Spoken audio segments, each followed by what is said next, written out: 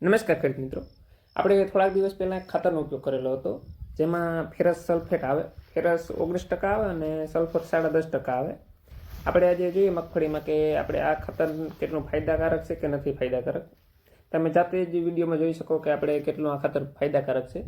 આપણે જ્યારે ખાતર નાખેલું હતું ત્યારે આજથી 30 થી 35 દિવસ પહેલાં આ ખાતરનો ઉપયોગ કરેલો હતો અને આ ખાતરનો ઉપયોગ આપણે મગફળીની હારની બાજુમાં ખાતર ધારાવાળી કરી અને નાખેલું હતું.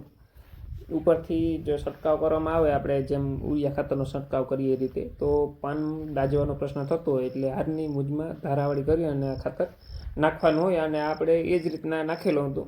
આ ખાતરનું રિઝલ્ટ સારું મળેલું હોય. આપણે જ્યારે મગફળીમાં ખાતર નાખેલું હતું એ વિડીયો આપણે અગાઉ મૂકેલો હોય, ત્યારે મગફળી ઉપરથી પાન દાજવાનું શરૂ થઈ ગયું હતું. લોહ તત્વની ઉણપથી મગફળી વધારે પીળી પડતી હોય અને લોહ તત્વની ઉણપ હોય, લોહ તત્વ અને સલ્ફરની ઉણપ, જેથી પાન પીળા પડે.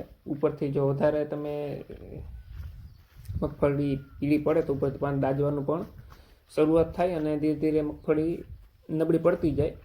એવી મગફળીમાં આપણે આ ખાતરનો ઉપયોગ કરેલો હતો. રિઝલ્ટ સારું મળેલું છે. ખાતર નાખ્યા બાદ પિયત આપેલું હતું. પિયત આપી અને ત્યારબાદ આપણે ફેરસ સલ્ફેટ, સાઇટ્રિક એસિડ અને એમિનો એસિડ કરીને પ્રોડક્ટ આવે છે.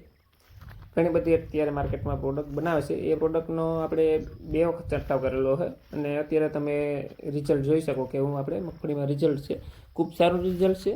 ફેરસ સલ્ફેટ, સાઇટ્રિક એસિડ અને એમિનો એસિડનો છંટકાવ કરવાથી મગફળી કલરમાં પણ આવે છે અને ફાલફૂલમાં પણ આપણે એમિનો હોય એટલે ખૂબ સારો એવો તેનાથી ફાયદો જોવા મળે છે. જો ખેડૂત મિત્રો વિડીયો સારો લાગ્યો હોય તો વિડીયોને લાઇક કરજો, બીજા ખેડૂત મિત્રો આરે વિડીયો શેર કરજો એટલે બીજા ખેડૂત મિત્રોને પણ માહિતી મળી રહે. અને જો જે ખેડૂત મિત્રો ચેનલમાં નવા હોય તે ખેડૂત મિત્રો ચેનલને સબસ્ક્રાઈબ કરજો આવા નવા વિડીયો જોવા માટે.